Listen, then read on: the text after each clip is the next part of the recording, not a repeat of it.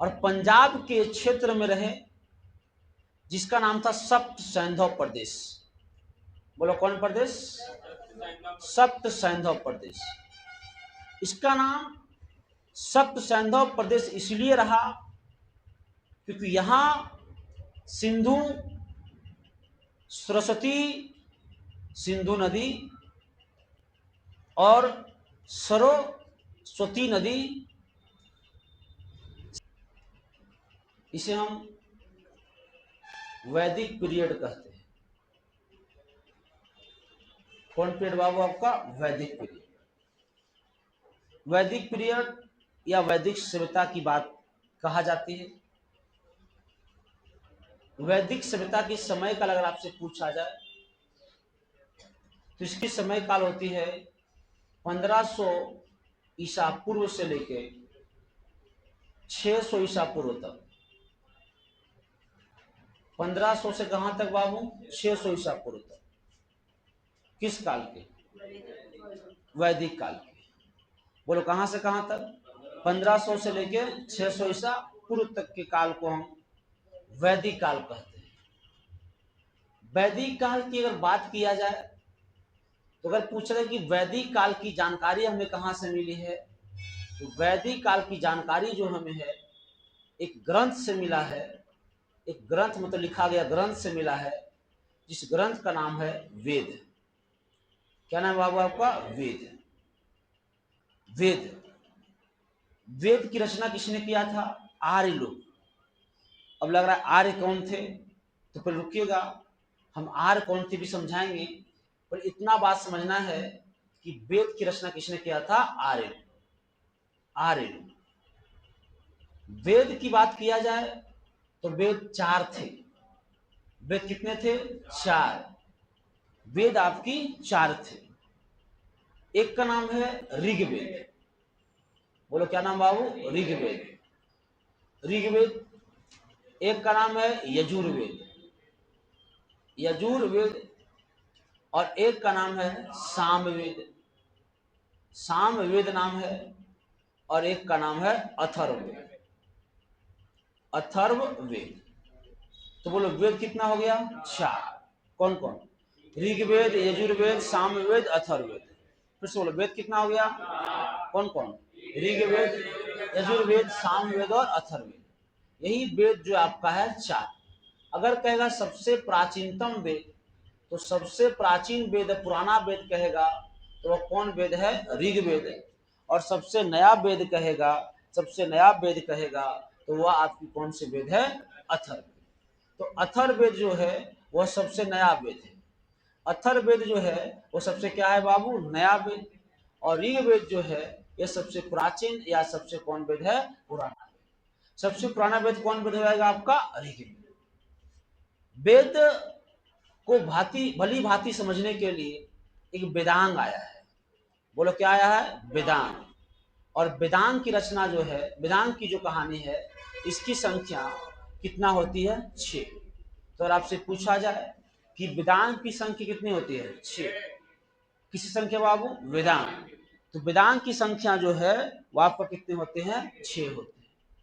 वेदांग की संख्या का ट्रिक यही है, ब्याजो। ब्याजो निशी कच्छ। बोलो क्या बोलना है? ब्याजो निशी कच्छ। तो वेदांग की संख्या 6 है। एक का नाम है ब्याजो, निशी और कच्छ। ब्याजो निशी कच्छ।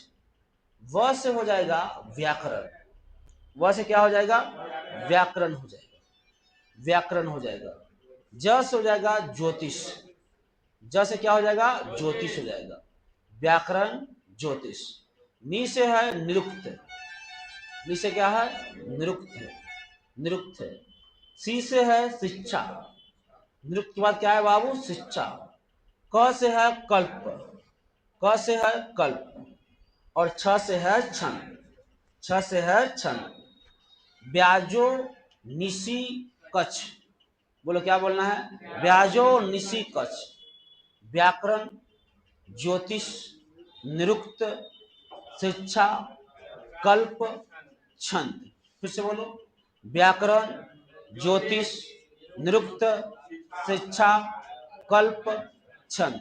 फिर से बोलो, व्याकरण, ज्योतिष, निरुक्त, शिक्षा, कल्प, छंद। इसी को हम क्या बोलेंगे? ब्याजो निशी कच्छ। बोलो भाई क्या बोलेंगे? व से व्याकरण, ज से ज्योतिष, नी से निरुक्त, सी से शिक्षा, क से कल्प, छ से छंद। छ से छंद। तो फाइनली ट्रिक क्या हो जाएगा? ब्याजो निशी कच्छ। बोलो भाई क्या बोलना है? ब्याजो निशी कच्छ।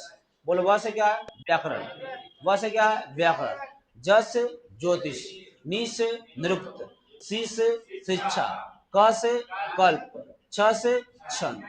एक होता है पुराण, और पुराणों की संख्या कितना होते हैं? 18। तो पुराणों की संख्या जो है वो कितना है? 18। पुराणों की संख्या कितना है? 18। 18 है, 18 है। और पांचवा वेद कहा गया किसको? पुराण को। पुराण को कौन सा वेद कहेंगे? पांचवा। अगर आपसे पूछा जाए कि पांचवा वेद किसको कहा गया है? पुराण को। पांचवा वेद किसको कहा गया है? पुराण को कहा गया है। और एक होता है उपनिषद। बोलो क्या होता है बाबू? उपनिषद उसको कहते हैं जो गुरु के समीप बैठकर अध्ययन करना क्या कहलाता था? उपनिषद। उपनिषद। और बोलो उपनिषद की संख्या कितनी है? 108। कितनी है बाबू? 108। इसमें बहुत ज्यादा फेमस है मुंडको उपनिषद, नाम सुने होंगे। सत्यमेव जयते लिया गया है कहां से? मुंडको उपनिषद से। तो इसमें फेमस आपका है मुंडको उपनिषद। नाम बोलो क्या बोलना है? मुंडको उपनिषद। मुंडको उपनिषद जो सबसे ज्यादा फेमस है, और यहीं से लिया गया है सत्यमेव जयते। बोलो क्या भाई? कहां से?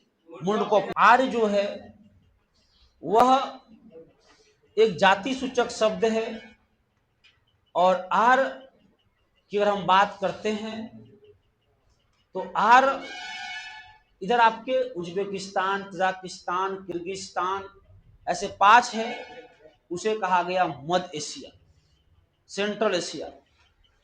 और सेंट्रल एशिया से कुछ लोग जनजातीय समूह में भारत की ओर आए थे।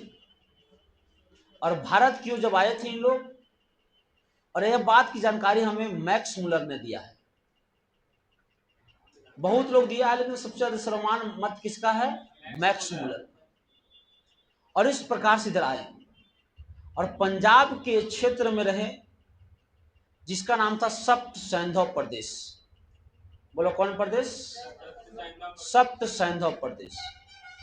इसका नाम सप्त सैंधव प्रदेश इसलिए रहा क्योंकि यहां सिंधु सरस्वती, सिंधु नदी और सरस्वती नदी, साथ ही में सिंधु के पास सहायक नदी जो पहले पढ़ चुके हैं, झे, छी, रा, विश।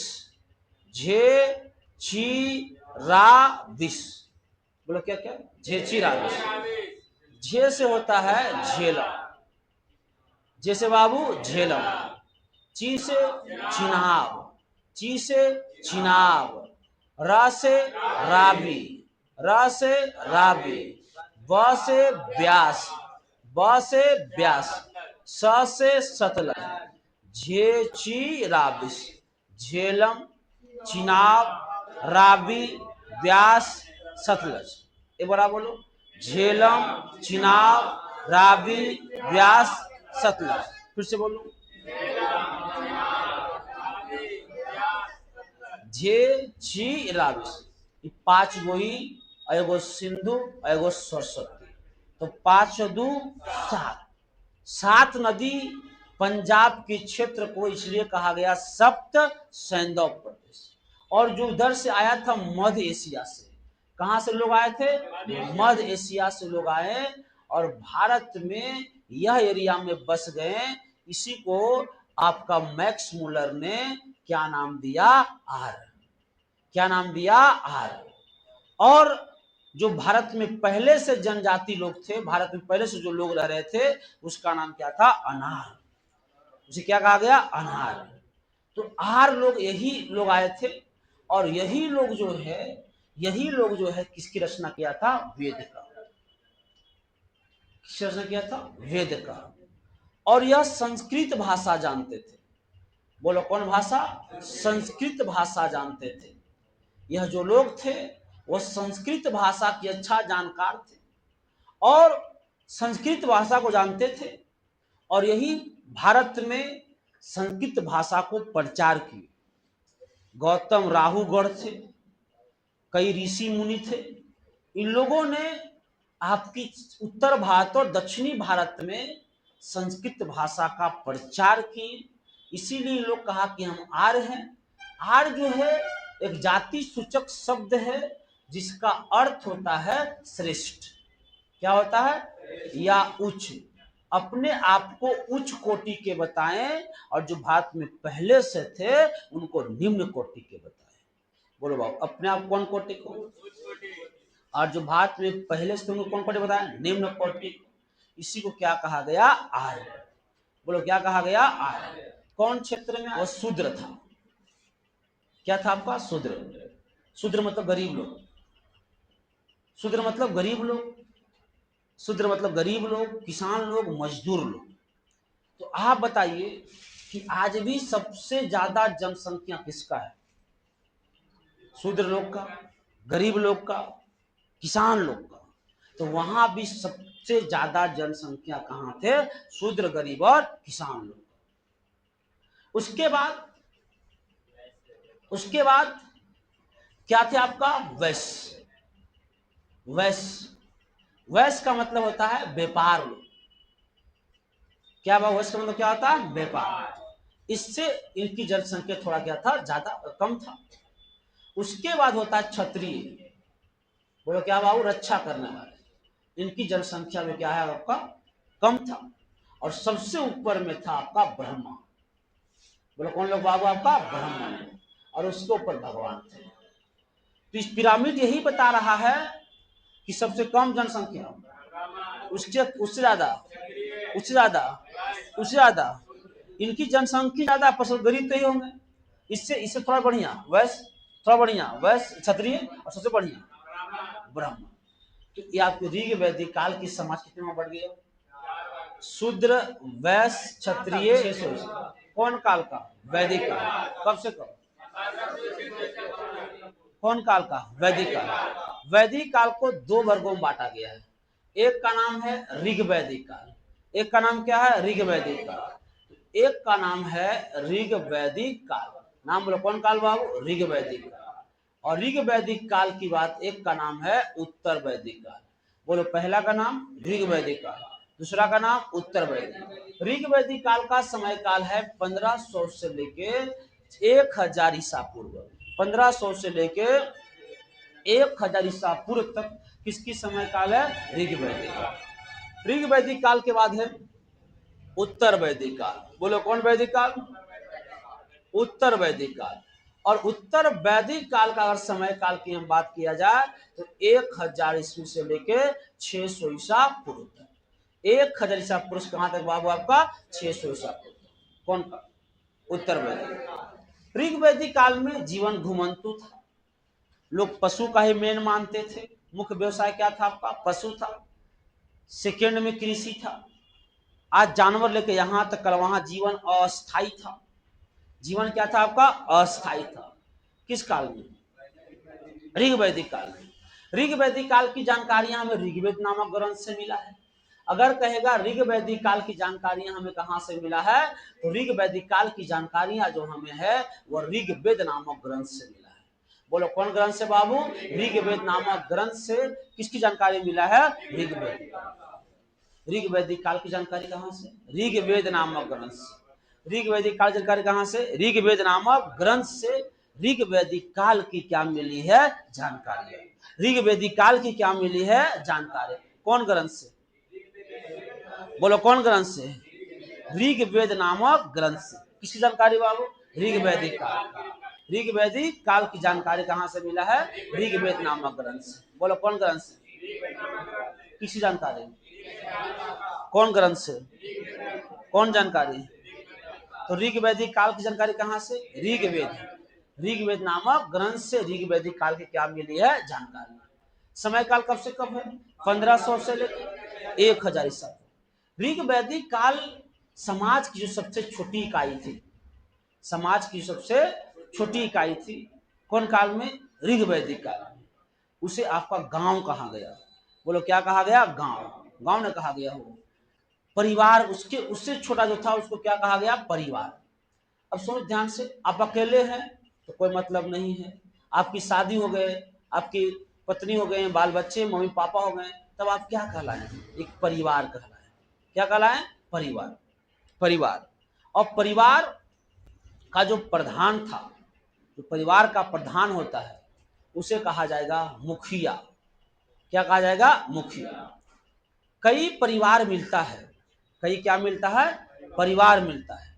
तो कई परिवार मिलने के बाद ये क्या बनता है? गांव बनता है, ग्राम बनता है। बोलो क्या बनता है? ग्राम। और ग्राम के प्रधान को ग्रामणी कहा गया। क्या कहा गया? ग्रामणी। नोट सामने रख ले है ना जी, नोट सामने है ना आपके पास? ग्रामणी। और कई ग्राम मिलेगा तो क्या बनेगा? विष। बोलो क्या मिलेगा? विष। और विष के प्रधान को विषपति, विष के प्रधान को विषपति, विष के प्रधान को विषपति। और कई विष में क्या बनेगा? जन। क्या मिलेगा? जन। और जन के प्रधान को, जन के प्रधान को राजा या जनस्य गोपा। यही था ना? राजा क्या बाबू? जनस्य गोपा। राजा या जनस्य गोपा, राजा या जनस्य गोपा। और कई जन मिला है तो क्या बना है? जनपद। बोलो क्या मिला है? जनपद। क्या मिला है? जनपद। तो कई जन जब मिला है तो मिला है आपका, बना है जनपद, और जनपद मिला है। और बाद में जाके हम यही पढ़ेंगे महाजनपद। कौन पद? सुनो गौर से। अगर कहेगा ऋग वैदिक काल में समाज की सबसे छोटी इकाई परिवार, अगर कहेगा ऋग वैदिक काल में समाज की सबसे बड़ी इकाई जन, यही तक था कहां? ऋग वैदिक काल। अगर कहेगा उत्तर वैदिक काल में समाज की छोटी और बड़ी इकाई क्या है? जनपद। उत्तर वैदिक काल में ही है, और ऋग वैदिक काल यहां तक, इसको अलग से लिखें। अगर कहेगा पूरा वैदिक काल में समाज की सबसे छोटी इकाई परिवार, और पूरा वैदिक काल में समाज की सबसे बड़ी इकाई जनपद। नहीं समझे? वैदिक काल कितने भागों में? ऋग वैदिक और उत्तर। ऋग वैदिक परिवार से शुरुआत हुआ, कहाँ खत्म हुआ? तो इसका छोटी यही है और इसका बड़ी यही है। उत्तर वैदिक काल में एगो है, कौन? जनपद। तो छोटा कहिए या बड़ा कहिए, छोटा कहिए, पर पूरा वैदिक काल में आपका कुछ, बोलो पूरा वैदिक काल में क्या? और इधर आप क्या आ जाएगा? जनपद याद रहेगा। ये ब्राह्मण। ऋग वैदिक काल में कुछ देवता थे, कुछ क्या थे भाई मेरे? देवता। इसमें से इंद्र, अग्नि, वरुण, सोम, मारुत, रुद्र। इंद्र जो है आर्यों के सर्वाधिक प्रिय देवता थे। आर्यों के सर्वाधिक प्रिय देवता कौन थे बाबू? आपका इंद्र। इंद्र जो है आर्यों के सबसे प्रिय देवता थे। इन्हें युद्ध तथा वर्षा का देवता माना गया है, और इन्हें किसकी क्या बोलते हैं? पुरंदर का। तो युद्ध और वर्षा का देवता कौन थे? बोलो युद्ध और वर्षा का देवता कौन थे? अग्नि का देवता कौन थे? आग। अग्नि का। ऐसे याद रहेगा। वरुण का वायु। जंगल जाना है सोमवार को, तो सोम किसका देवता बाबू? जंगल। जंगल जाना कहाँ आपका? सोमवार को, तो सोम बोलो जंगल का देवता। सोम बोलो जंगल देवता। सोम बोलो जंगल। तूफान का देवता मारू। तो जंगल गए थे तो हम लोग मारुति से गए थे, अब मारुति किसी और का था तो तूफान स्पीड में गए थे, हड़स ले गए थे। तो तूफान का कौन बाबू? अब आप बताइए, जिसका मारुति लेके हम गए थे वो तो हम लोग गोसेवे करेगा। तो पूरा रुद्र में आया। तो रुद्र जो है वो आपका किसका है? क्रोध वाला देवता। क्रोध वाले देवता क्या बोलेंगे? रुद्र। क्रोध वाले क्या बोलेंगे? रुद्र। बोलो आर्य को सबसे प्रिय देवता, इसे क्या बोलेंगे? ईद और वर्षा। इन्हें क्या कहा गया? अग्नि बोलो आग का देवता। अग्नि बोलो आग का देवता। गुस्साएगा उसे हम क्या बोलेंगे? रुद्र। जब गुस्साएगा तो उसे हम क्या बोलेंगे? रुद्र बोलेंगे। आइए, इसमें कुछ नदी का भी याद रखना है। बोलो क्या प्यार है? नदी का। फिर से बोलो। रुद्र, इंद्र, इन इन तथा क्या कहा गया? वर्षा। अगला अग्नि, आग का देवता। अग्नि, आग का देवता। कुछ नदी का नाम है, प्राचीन नाम और नया नाम। सतलज जिसको आज बोलते हैं उसको प्राचीन काल में सुतुद्री कहा गया। क्या कहा गया?